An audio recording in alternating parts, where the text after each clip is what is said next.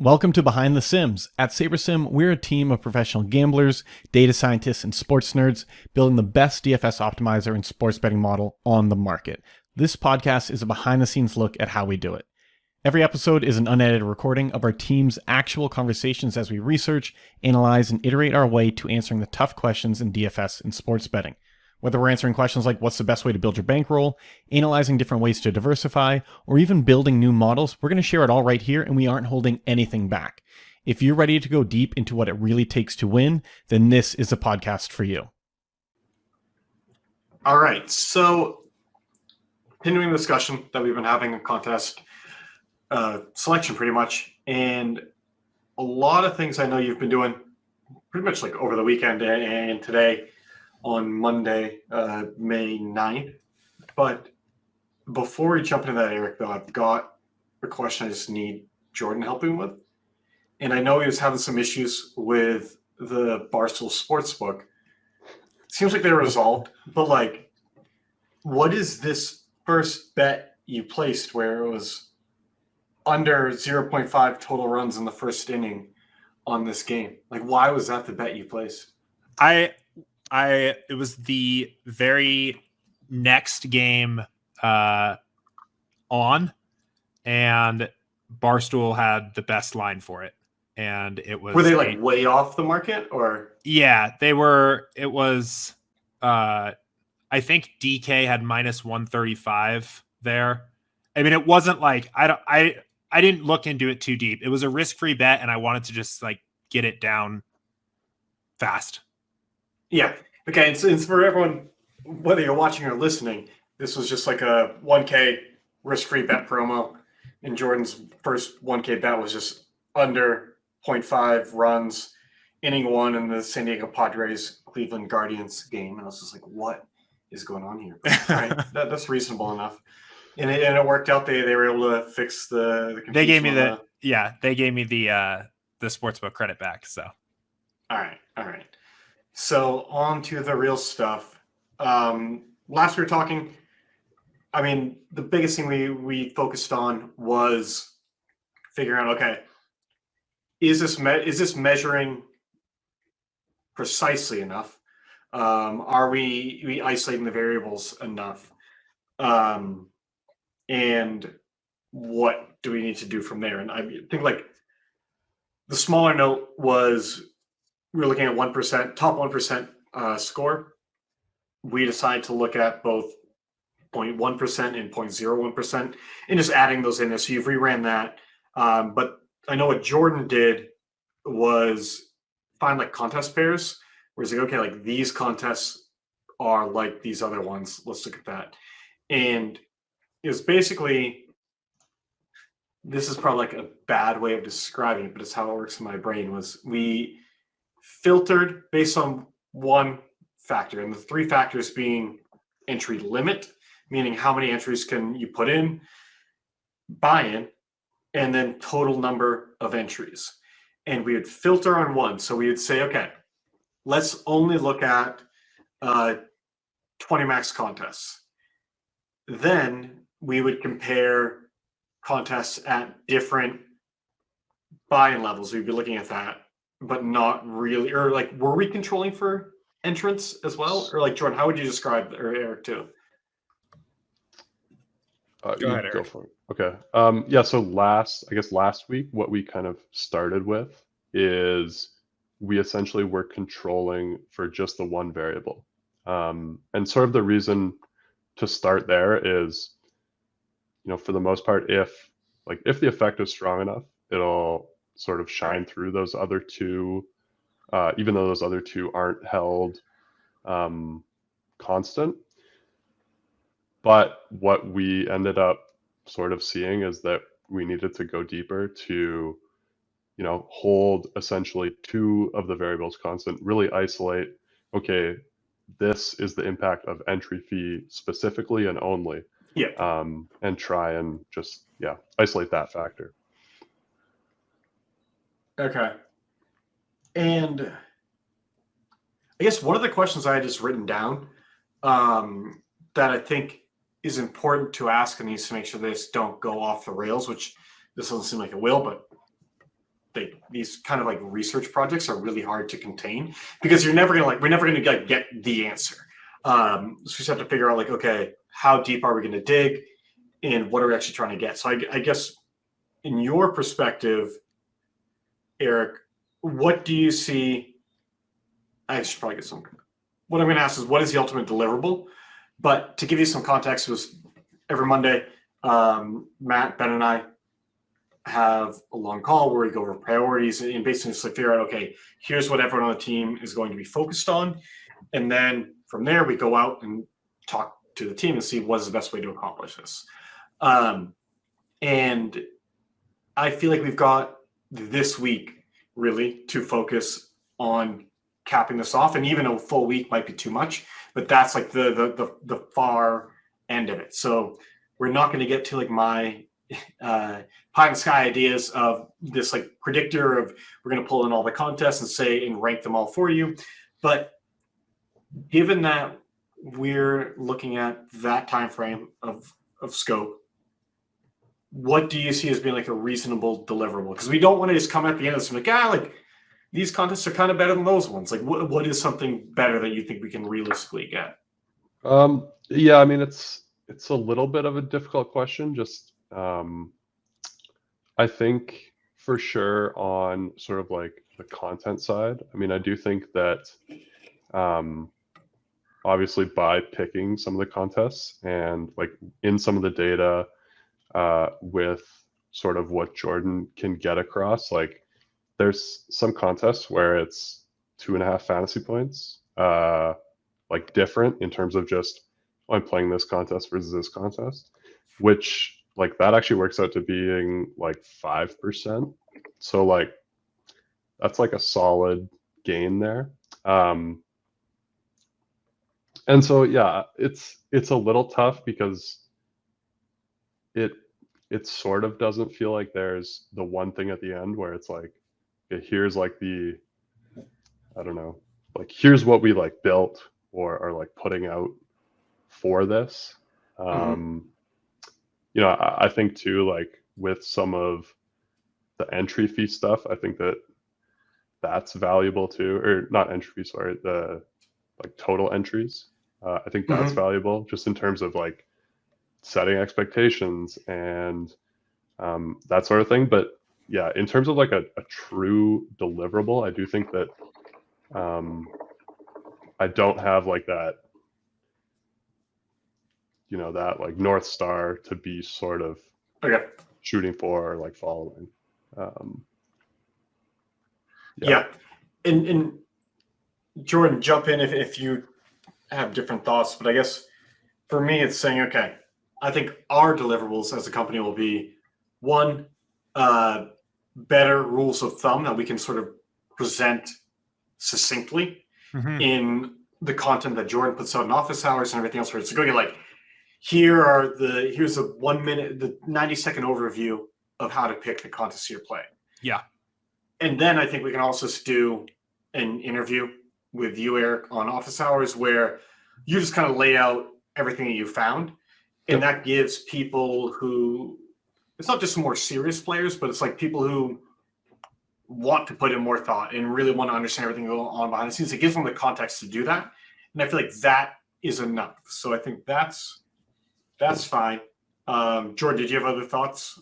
No, I agree. I think kind of a consensus agreement on what people should think about when they're selecting for their contests would be a pretty good deliverable in my mind. We've put out a lot of content already that is kind of an intuitive take on what the best contests are to play. And I think backing that up with data or saying something in some parts like we did some analysis, we looked at the data here and we actually think we should take it this way, or we should think about this instead. Giving people the tools to select their own contests regardless of what sport they're playing on, I think is the goal here. Okay. So let's, I guess, just jump into some of that analysis. Jordan, will you be able to give, I was trying to bring up DraftKings, just like figure out like what each contest is. I see on the right, Eric, yeah, like what the difference is, but can one of you guys explain to me what like each of the contests are like for themselves? I mean, yeah. So these first two, Chin Music and Knuckleball at the top, these are both $5 to enter contests, Okay. around 4,000 average entrants. The Chin Music is a single entry, and the Knuckleball is a 150 max. Okay. And so for this first one, what we're doing is comparing two similar contests at price points at the entry fee, and ignoring the fact that there's a single entry, and not really ignoring, but like the Chin is a single entry, Knuckleball is 150 max. And so what do you take from this? It looks like, or actually, so we're if you're listening to evaluating this- entry limit here. Yeah. right, exactly. We're comparing two contests of the same buy-in size with similar number of entrants. Yep. And the only difference, I get it. Okay. But so when I look, if you're listening to this, it's going to be harder to follow. And so I would probably jump over to YouTube, or just hopefully we'll describe this okay. The cash score delta for both of these is negative. What is that? What is that in relation to? Is this like that? Go for it. Yeah, it's still in relation to the flagship. And the Okay. reason why I did that is I didn't want to lose the, like, if we were comparing two contests, they might be good contests, like on their own.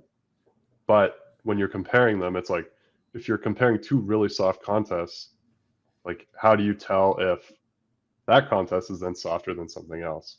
So it's still denominated in terms of compared to the flagship, the big $15, the big $18, just so that, you know, we could compare the Chin Music to something different. So it's like, and I guess the goal at the end is to be able to compare all of these, where you're saying, okay, I have $50 to put in for the day. I know that, you know, maybe the Chin Music is better than the Knuckleball, but then how does that also relate to the Daily Dollar or something like that? Okay. And what do you read? How do you read into these numbers that we see for comparing these two? Yeah, so I mean, definitely those two are, it's like less strong of a relationship. I would say that the single entry is marginally softer. In general, the more negative, the more soft the contest is. But like, to me, that's a, you know, is there an advantage in putting an entry into the, like, if you're playing one entry, putting it into the Chin Music over the Knuckleball? Yes. Is that advantage like 30%? Like, no, it's not. Yeah.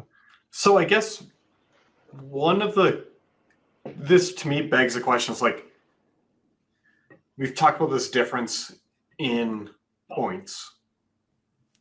How should I even think about that? Like, is a 1 point difference a lot? Does that matter on, I guess these are averages, so like it's accounting for different slates, but like how should I actually think about that? Or how should anyone dealing with this?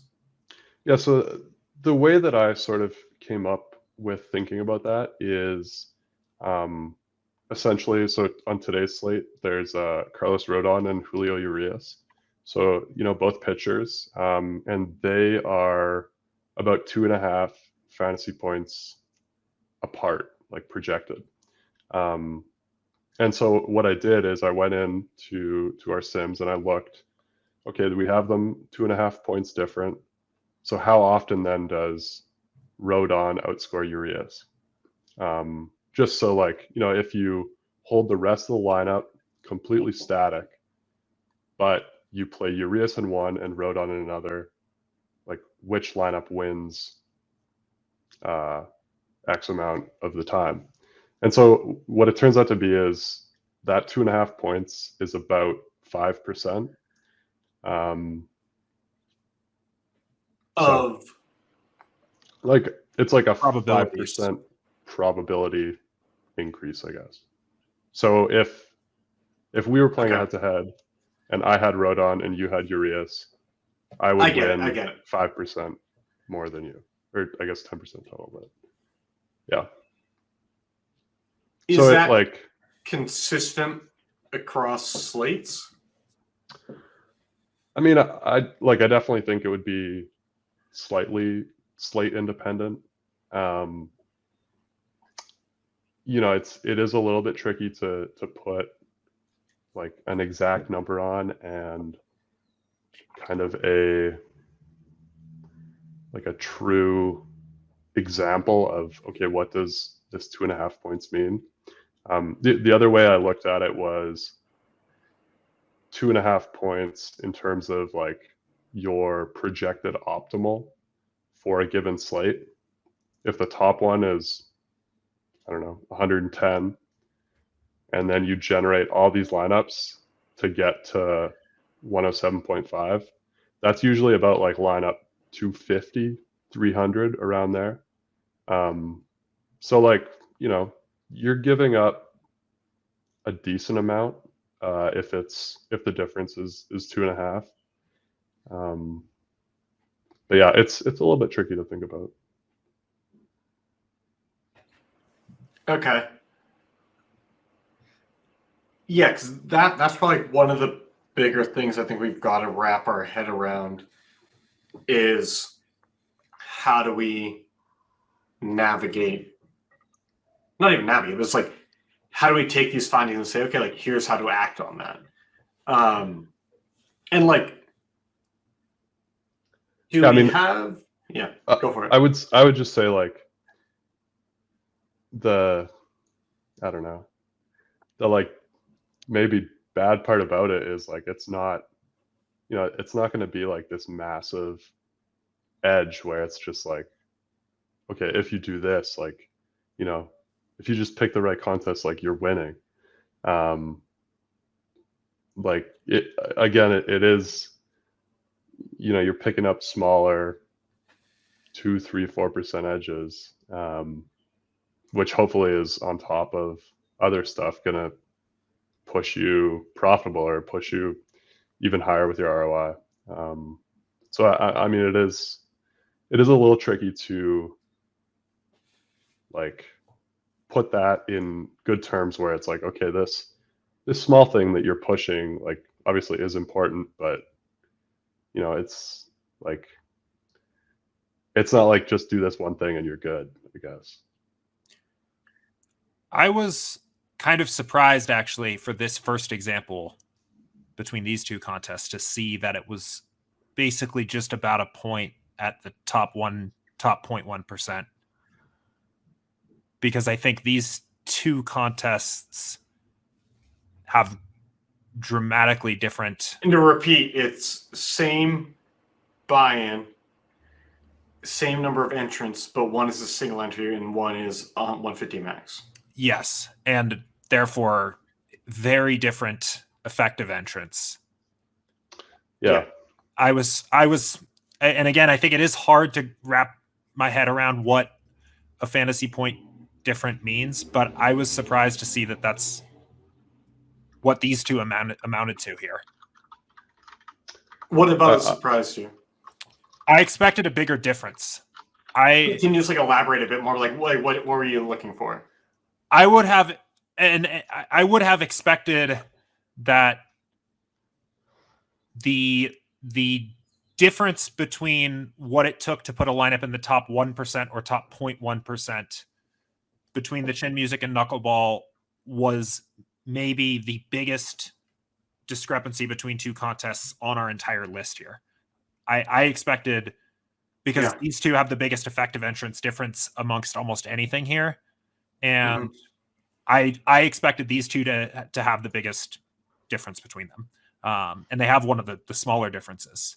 I just found that interesting, and it seems like, and I think,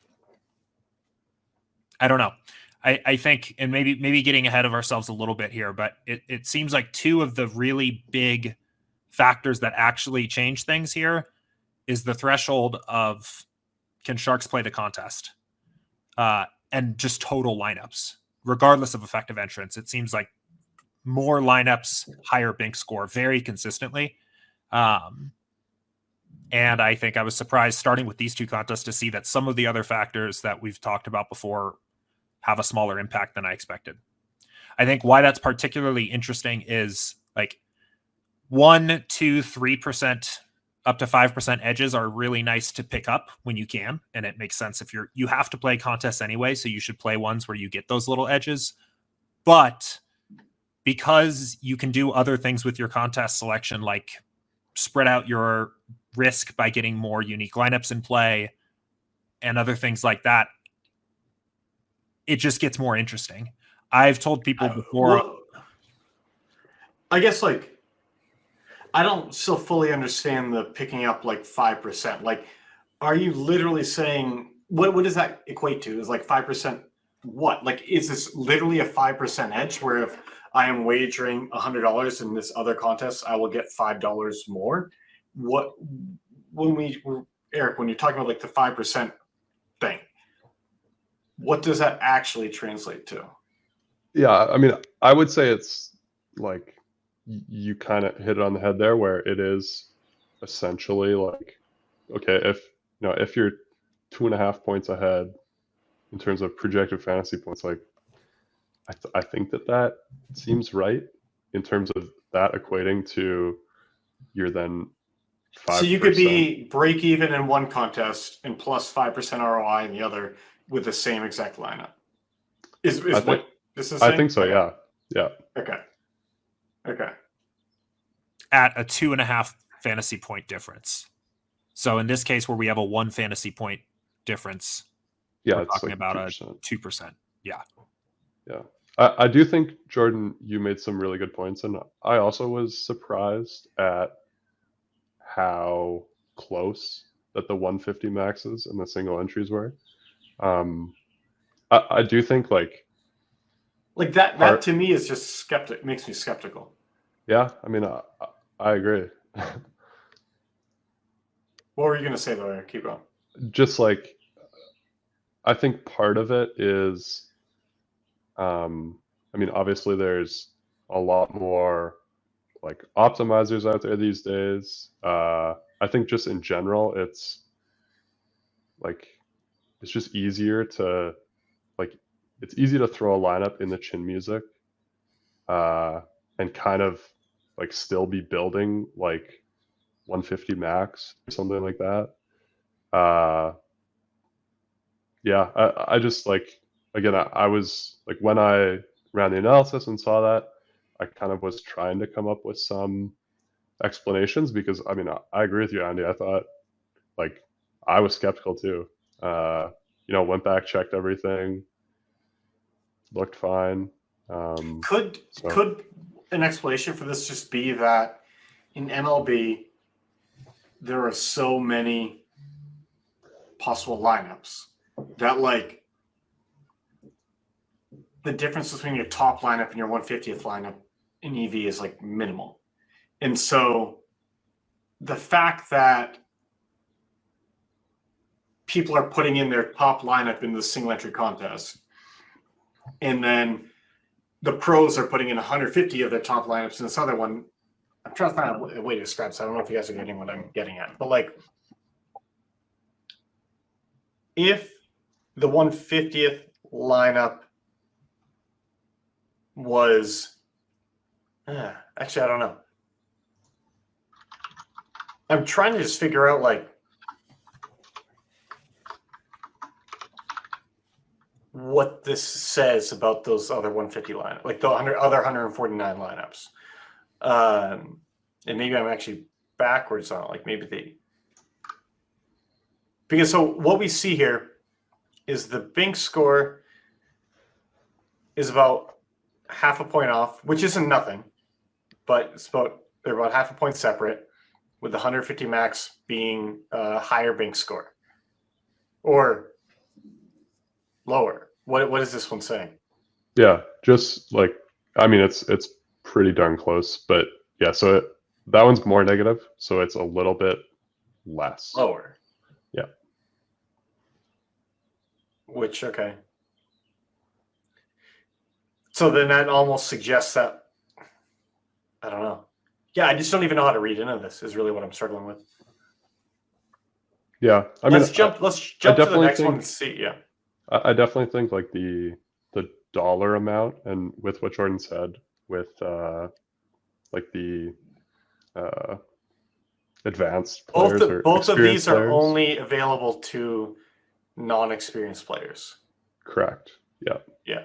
And it does seem like, I mean, what drives Bing score is entries, and the biggest other differences in cash score, top 1%, all that stuff is this, does this contest allow experienced players or does it not? Can we jump to a comparison of a contest that allows experienced players, and like I guess the base hit and daily dollar, right? Yep. Yeah, and even the chin music there too. The chin music does not, like, experienced players can play. I get it. Yeah, okay. Yeah, so we can just jump down to the chin music and the daily dollar. Both single entries, chin music against $5 single entry, daily dollars $1. Yeah, so why don't we just say what we see there? Eric. Who wants to go? Okay.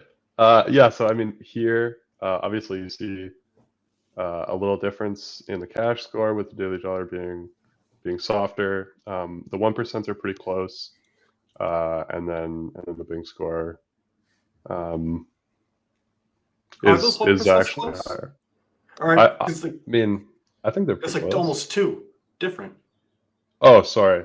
Sorry, I was talking chin music. Yeah, the daily dollar with the base hit, those ones for sure. Like, there's a No, sorry. So like, I'm messing this up for anyone that's listening and probably watching, but like, chin music 1%. Chin music is minus 0.8. Daily dollar is plus 0.9. It's like, is that close? Like that's like a 2-point difference, pretty much. They're both negative. I think. they're both negative. Weirdly on my screen. Okay. No, I see it when I look. We're gonna, Jordan, jot down a note. Like, this will be one of the parts we edit out. Okay. Like on what if you look at what I am sharing in StreamYard, is that negative? It's like I don't see the minus sign next to the daily dollar one. In the spreadsheet I do, but not in what I'm sharing. I see it in the sharing and in the spreadsheet. This is so wild. Okay, so I I don't will know. just make sure to look at. I'm gonna take a screenshot of this. Yeah, I was gonna say I Yes. want to see it. This is like It's insane to wild. me. But okay. I'll send you a screenshot then. Okay. I can Wow, already yeah. see it that you're. Yeah, look at show that. up. It's not weird. there. Yeah. So no, okay. I'm gonna look at that spreadsheet then. Okay. So let's start over. Chin music, daily dollar. Sure. How would you compare these two, Eric? Yeah, so I mean, like, obviously, kind of like we sort of can do a three-prong comparison here. The daily dollar, kind of across the board compared to these contests that allow the experienced players, is a little bit softer. And for sure you see that when you're comparing it to the base hit. There's some big deltas there. Like, Right. The I base feel hit's a $12 single entry. Mhm. yeah. Okay. And so like there, even the cash scores, like it's 2.7 fantasy point difference for the chin music, which is the $5, and about 3.3 for the $12. So some pretty decent differences there. I guess one of the somewhat interesting parts is like, and my guess is it's just sample, but with the Bing scores, the daily dollar is technically harder to Bing than the chin music, but then easier than the base hit. And my guess would be it's just some sample stuff. Okay. That's a little bit wonky there. Yeah, I think on that point though, it's worth noting that it is a pretty significant difference between those two. Like, if we are saying that a 2.5 fantasy point edge is 5% probability. Like that, it's very Not- strange that. But to be clear, are we saying 5% probability or 5% edge? Like 5% added to your ROI, 5 percentage points added to your ROI, because those are very different things. I would interpret it more as the latter, where it's 5 percentage points. Okay. I think. Added to your ROI. Yeah. I mean, I don't even I don't know. like, we can even just look at the fantasy points. No, but I guess like, so I want to hear your point, Jordan, but like I just do think the biggest underlying question of the analysis we have right now is like, okay, we're showing difference in fantasy points to get to these milestones. What does that mean? And saying you're 5% more likely to get this is different than saying you get 5 percentage points extra on your ROI. That's like very different. But if we're saying neither, that's different too. So I guess we should, and if the answer is I'm not sure, that's fine. But like that would just lead me to believe like that's kind of the next thing is just getting clearer on what, like how deeply should I read into these and what should I try to figure out with these numbers. Right. Yeah. I mean, like I'm definitely not certain in my answer. I do think that the example of like Rodon and Urias, I think that that's like solid if you think of it, because the reason why it's difficult is because there's 2,000 entrants into these, and so if you reduce it to like a head-to-head where I have a 2.5 point advantage over you, like I'm gonna win our head-to-head 5% more of the time versus if we just had the same lineup, it would be 50-50. So this is not something we can obviously do without a crazy amount of work, but theoretically, like, wouldn't it be possible to say just generate 150, not like optimal lineups, like mathematically optimal lineups, but just generate 150 lineups and see what that would return in one contest and compare that to the next? In a single entry, I guess you would just compare your top lineup in one to the next. Because like that's what seems most obvious to me is I don't care about the point differential. I care about the pay differential. Okay. Yeah. Does that make sense? I don't know. I think so. Like, yeah, because like I mean, we could generate 150 and It's kind of like max it. It's like, okay, like for the single entry, look at the top lineup in this contest and put that one in the same and see what they get paid out. In 3 max, pick the top 3, and 20 max, pick the top 20, and 150. And I know that's not like perfect, but like that, I feel like will be representative enough of something that will get us a much better area. Because I think I feel like I was just kind of a dick on a lot of the calls today because we just went down a lot of rabbit holes and where I was like, guys, like the fundamental thing that we're trying to figure out that we don't know if it's A or B dramatically changes everything else that we talk about it. And I feel like this might be one of those scenarios where without really knowing how big these differences are, it's kind of hard to draw conclusions, like other than directionally. And I think this is an improvement for sure on what we had before. And I'm assuming we can get like conclusions that probably are fine for Jordan and I to go run with it for the content. But I don't think we have enough. We know about the magnitude is probably what I'm saying, is that to really read too deeply into it or say too conclusively about it. So I guess I agree with that, just for what it's worth. I think that even some of the conclusions that I felt like I reached, it was like sort of a soft conclusion in terms of like, for the most part, like the contests with non-experienced players are softer than more experienced players, but I didn't have a read on like, oh, but how much, or more like specific versus, I guess, directional, like you said. Yeah. I mean, can you think of some way to try to measure ROI, like returns on actual lineups without a wild amount of work? Yeah, I mean, I'll think about it. I don't think it. Okay.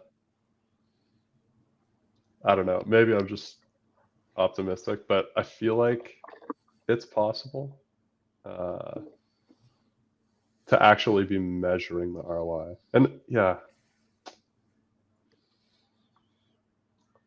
I think it's doable.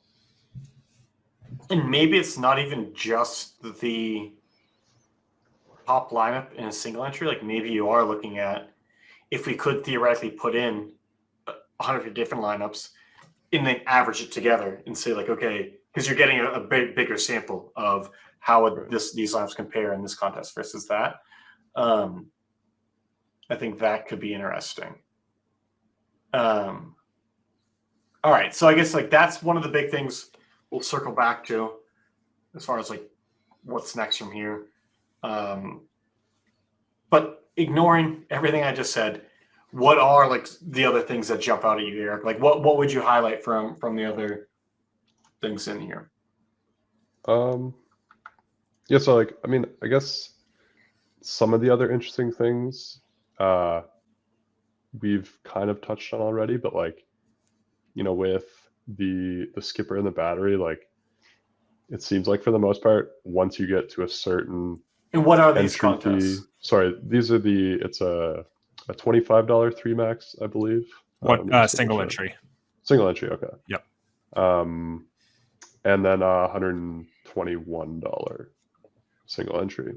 And so yeah, so those ones across the board, it's pretty similar, which seems to indicate like once you get to a certain, I guess, like level and sort of like entry fee, It just doesn't matter. it just doesn't really matter. And my guess would be that the people playing in this $25 single entry are a lot of the same people who are playing in the $121. Because that's one of the things that like as a peer-to-peer gambling game, like fundamentally DFS has flaws because of that. Like in poker, in a casino you can play one table at a time. Online you were limited on how many tables you could play. Different sites have different rules, but effectively, like even then, like you still had to like be there clicking the buttons. Yeah. And so some people were just better at that than others, and the more tables you played, you were knowingly sacrificing some edge and just saying, well, the hands per hour I'm getting by adding the tables is more than worth it. Whereas with DFS, that's not at all the case, really. I mean, theoretically, no, like it's not, because I think if you don't care about variance, you don't even have to build more lineups. You could theoretically just put in the same lineups in multiple contests and not try to limit it. So you don't even have to be playing worse lineups to play more entries. But it's just the amount of effort it takes to just, when you're bulk entering, add one to it is infinitesimal. Like it just doesn't matter. And I think that is one of the challenges of DFS is sharks have so much leverage in a contest, because in the sense that, like, say online I used to play like a lot of tables, say 24 tables at once. That was on the higher end, at least when I was playing. That's still nowhere near 150. yeah. And the fact that like most of the other pros are playing that same amount too. And so you just need so much more recreational money to make up for that, that it's honestly like one of the things that is more concerning about the long-term sustainability of DFS is that I still believe that because it is just way more mainstream than poker was, and DraftKings and FanDuel have done such a good job of marketing that, like, I'm not super concerned about it, but it is just still like a factor where it just shows in like, no, like these contests just aren't different. They're both just like pretty hard. Yeah, I mean, I totally agree. And like, I think the big thing is just it's so easy to get money down in DFS. Like, Yeah. it's not even like sports betting. It's like, okay, you can, bet $200 here and go to this other place and bet $200 there. Like, the barrier to get money down there is like significantly higher than just like, oh, let me click on this and 22 entries here and 56 here. Like, it is just so much easier. And so yeah, if you're someone who's deploying a lot of capital, like, why wouldn't you enter this $25 contest and this $121 contest? So yeah, I think it's just hard to like actually see a difference in who you're playing if you're not in the non-experienced contest, basically. Yeah, and this is obviously out of the scope of what we're doing now because it just wouldn't be applicable to many people at all. But I would be interested in some of the extremes of looking at like the 10K 3-mans and like some of those really small contests to just see like, are there spots where you can basically pick off fish? But outside of those exceptions, really what this is saying is intuitively, in poker, you would see it very significantly where like going from a 2-4 game to 5-10 would be hard. Going from 2-4 to 10-20 is like 10-20 games were insanely difficult. And then from that to 25-50, it's like you get some levels where there might be more like super rich fish that show up, but the other pros are just so much better to be there. It's hard. Like the game are just harder, but it really does seem like in DFS, when you cross that threshold of experienced versus non-experienced, there's not a major difference. And it's possible that at like the nosebleeds, that's a little different, or at like those really small like cashy type contests, it's different. But for GPPs, the way I'm reading this, once you cross that threshold, it doesn't matter a ton. I agree with that. Assuming we're not questioning like any of the things that we're talking about before, whether how big is this impact, whatever else, what would be your takeaways on this for entry limit, the impact of entry limit? Like, should you first try to take all of the single entries before going to 3-max, before going to 20-max? Or like, what would you take away from this? Yeah, I mean, so what I would say is I think it makes sense to do the single entries. Basically, like, you're maxing all of those, and essentially, like, as you're going up, go to like, okay, I'm taking care of all of the singles, all of the 3-maxes, and so on and so on and so on. I'm curious Jordan's thoughts on this, and even like, I think some people feel like they have to play the same lineup if they're playing 3 single entry contests. They have to play the same lineup in all of those. So I'm curious to hear Jordan's thoughts on that, because I do think that that's interesting, just in terms of like, minimizing some of the variance, and trying to sort of realize some of that EV a little bit quicker versus stacking everything together, I guess. I almost always recommend for people's set of single entry and even 3-max lineups to group them together and play a unique lineup in each. I think the EV of even the top, I don't know, many lineups is close enough that it makes sense to sacrifice the small differences in the EV between the overall best lineup you could play to the next one and spread out your risk a little bit there. I even recommend, I think there's some personal component to that of like, can you swallow your best lineup being in the daily dollar when it by pure chance basically could have been in the 121? at some point, people aren't going to be happy with that. But I always think it's worth trying to spread out a little bit there. I had one really quick question here. Why is the data in like the chin music in row 8 versus the chin music in row 9? Why are those numbers different if it's being compared to the flagship? Well, wait. Yes. No, We'll wait I for understand it. Okay.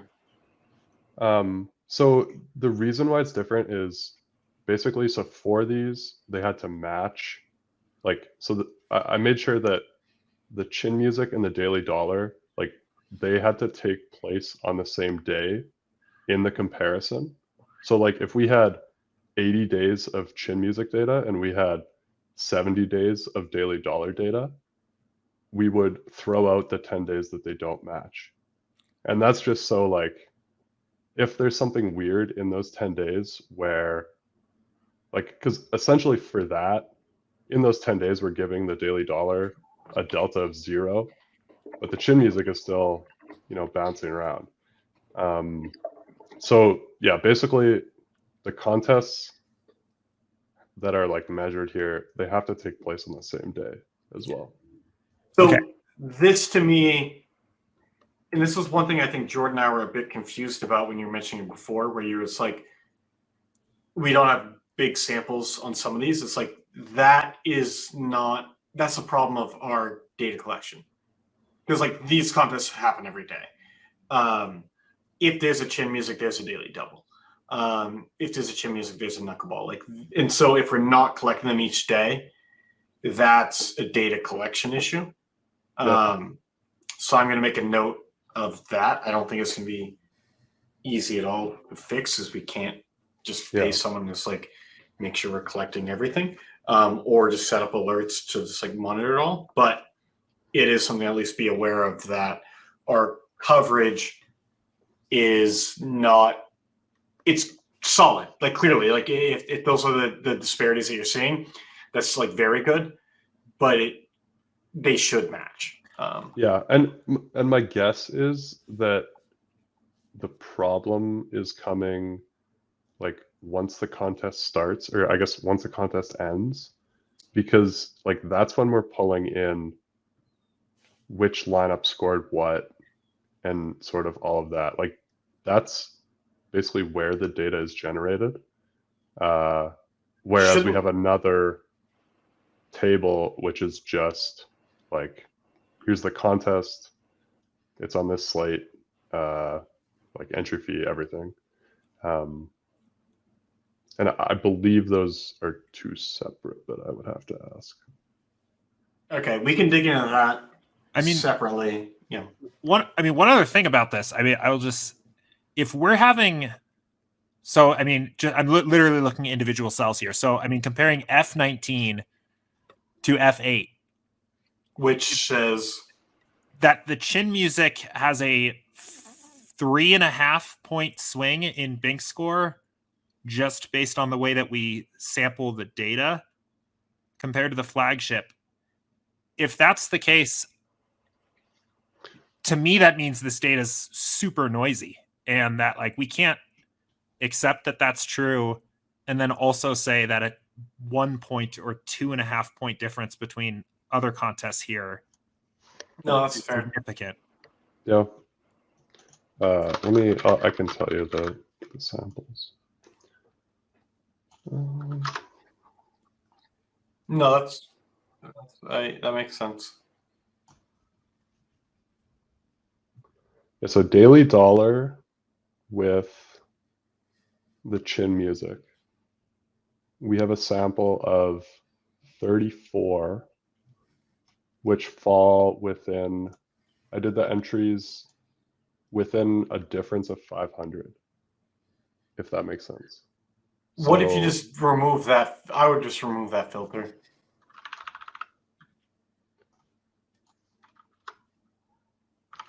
Then we get up to 55. But like, so the reason why I have that filter in is just like with our idea of holding the Yeah. entry, like those two things constant and really isolating the one. Because like we get some differences where the chin music is like 1,000 entries and the daily dollar is 3,500 or like 2,900. So I do think that that's a valid point. No. So I think actually, now that I'm wrapping my head around this more, as long as the differences are for good reasons, I think that makes sense. Like if this was just, if the only reason the chin music when compared to the base hit, so in this one, chin music is minus 12 points on the big score delta from the flagship, but when compared to the daily dollar, it's minus 8.3 points for the big score. If for each of those, the logic for narrowing the pool is to just remove outliers, I think this is fine. And we shouldn't look at it as saying there's a bunch of noise here. Because if we don't have those filters, we would knowingly be adding noise. And we should not be looking at this as like the chin music should be the same for each of these comparisons. It's like Eric's controlling the variables to make it. No, but like that, like actually like a really good point to bring up, but I'm feeling okay about it. I am too. Given like the way, like when Eric, when you described it, I was like, oh, like no, that makes a lot of sense. Yeah. Yeah. Well, because like if there's a 250 point bank score one night because all the chalk goes off, the discrepancies are all going to appear larger. So this works. Yeah, and I mean, again, it's you're like I arrived at 700 because like it felt right. Like you could make a case for 1,000 entries apart. Like no, and that's at some point you do have to make a little bit of a call there. But yeah, I mean, I do think that that's valid. No, but like your explanation like makes me feel much better about it because I was at first like this is all fucked. I think it's better now. All right, so before we wrap, the two things I wanted to focus on are at the bottom where it's what's the QJ? Quarter jukebox. Okay. Sorry. And then Minimax for small one. And for the quarter jukebox, obviously it's 25-cent entry. For the big Minimax, for the smaller Minimax, this is not comparing the $1 to the 50-cent. It's comparing the first $1 to if that fills and they post another, what does that look like? Correct. Yeah, and so that's for both of them. So basically, the big quarter jukebox and the big Minimax, that's the first one that they post. Often those fill, and then they'll release a second one. And so yeah, these are directly compared, like same day, same essentially everything. What are the findings? And I mean, really, the findings are just that, in our, like, for the most part, they're pretty close. In the second contest, which is usually a little bit smaller, it's a tricky effect. Like, in the first quarter jukebox, we have actually a lower Bink score in the first one versus the second one, which is unexpected because the second one would be smaller. Whereas in the Minimax, it's like it follows the pattern that we kind of would have thought. So I almost am wondering if, similar to the way we said that the entry fee matters only up to the threshold, the $3 threshold, I almost wonder if effective entrance is actually similar. That the bigger quarter jukebox is a little bit softer because there's more recreational money in it because it has more effective entrance. But while you would expect that same behavior in the Minimax, you don't actually get that. And the fact that the lower number of total lineups means that the Bink score is going to be lower takes over, that there's almost like an inflection point between those two factors, because otherwise it's hard to reconcile these to me, that the quarter jukebox would imply a bigger contest is softer, and the mini maxes would imply a smaller contest is softer.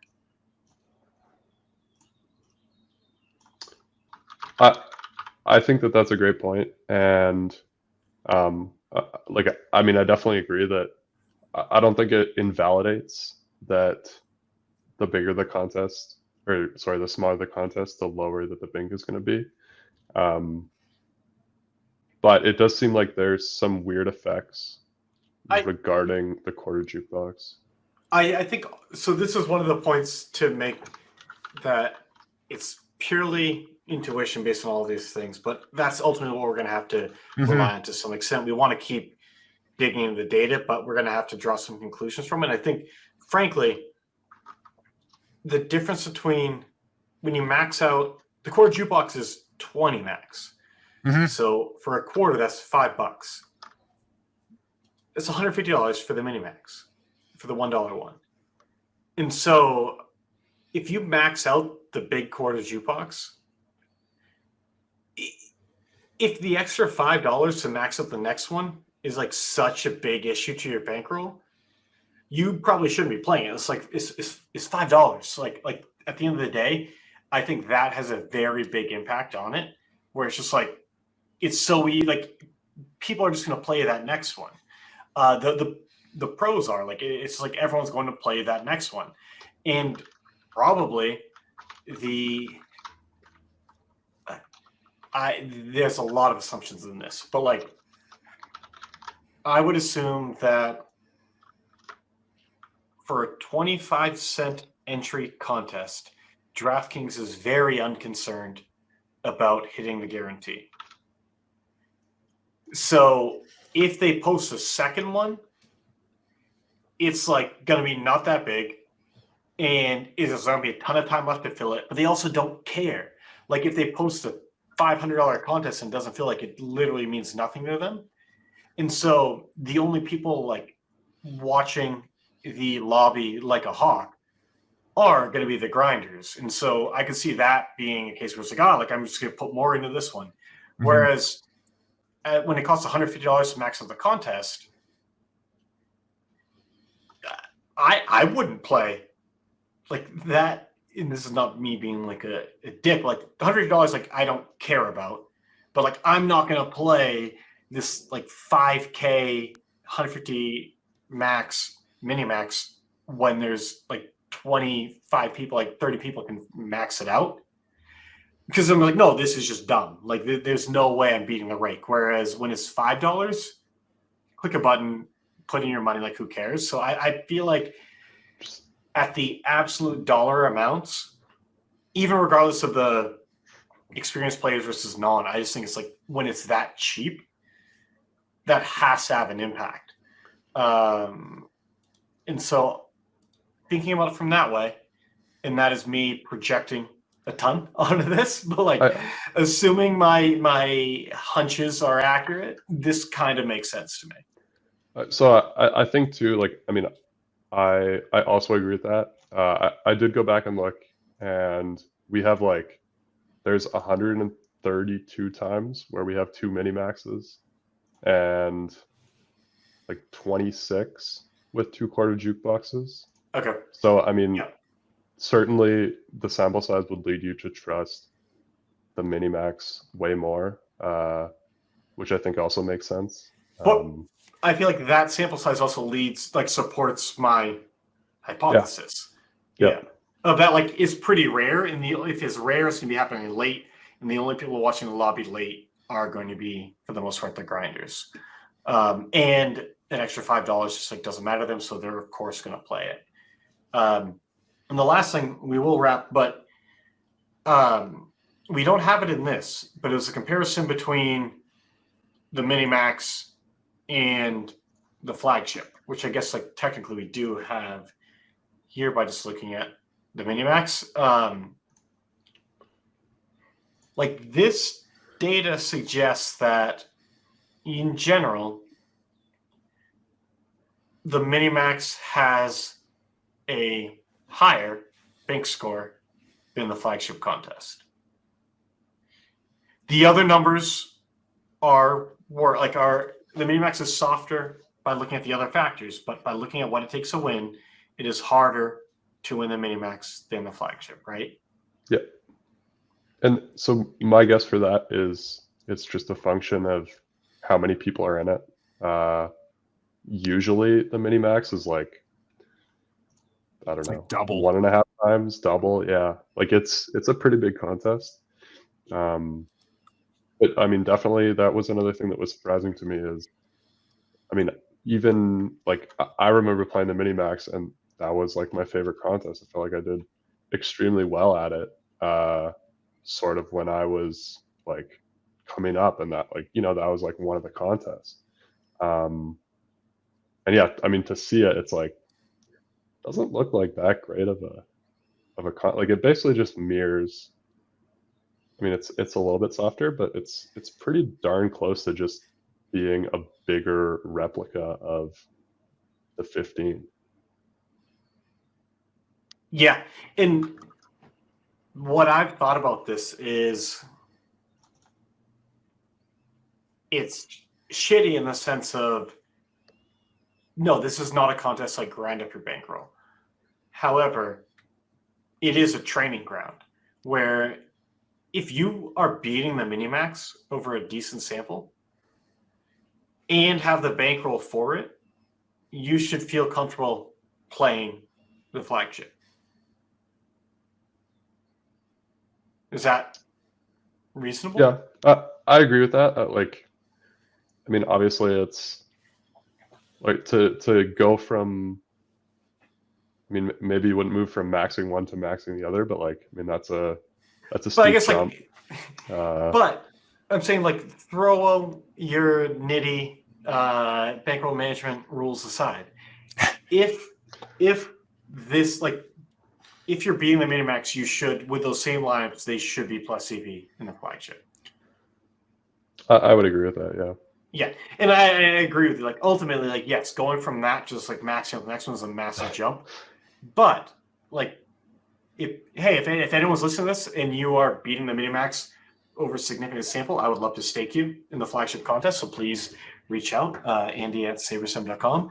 But if you don't have the bankroll or the confidence, whatever else maybe, it's like I get it. Like this is something where I definitely have a different perspective on it, having been a professional gambler for the last like 15 years, where to me, I do kind of remember those early days where like the absolute dollars meant a lot more, and being scared to take that next jump up from 1-2 to 2-4 in poker, whatever else it may be, and like getting crushed and it's like going back down, grinding up, and taking another shot.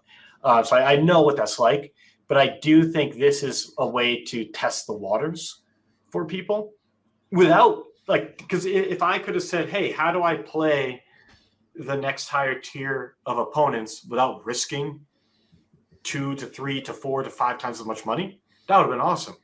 And in DFS, like it is a double-edged sword where it does mean like, yeah, these contests aren't that juicy, but it's a cheap way for you to test the waters. And I think that's like really good advice that we can give in some of our content, Jordan. It's like, look, like you want to be a high stakes crusher.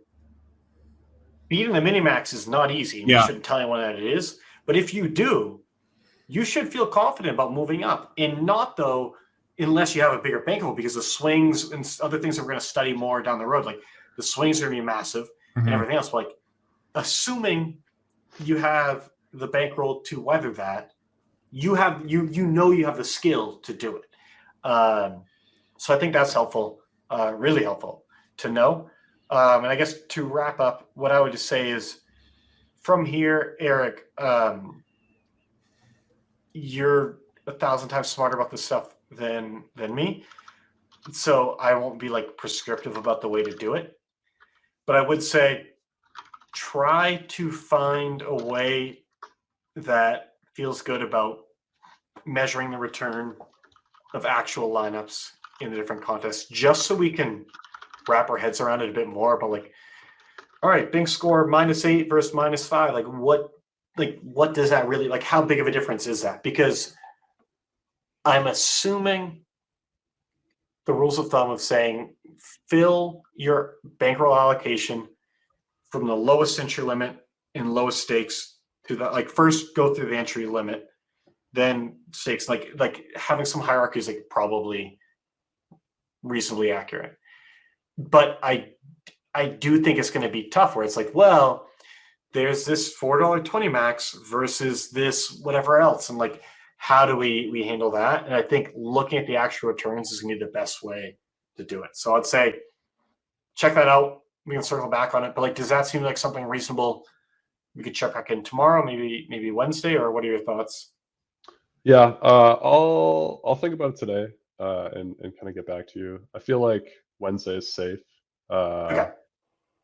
Just one sort of last thing that I think we'll eventually get to, but like with with the rules of thumb that you're talking about, I think for sure some of those, and then honestly, I think a big takeaway that I sort of found today was in realizing your EV based on the number of entrants in the Yeah. contest. I think that might be the biggest takeaway of any of this, to be completely honest. And all I would say with that is I 100% agree, but make sure that you look at payout structure.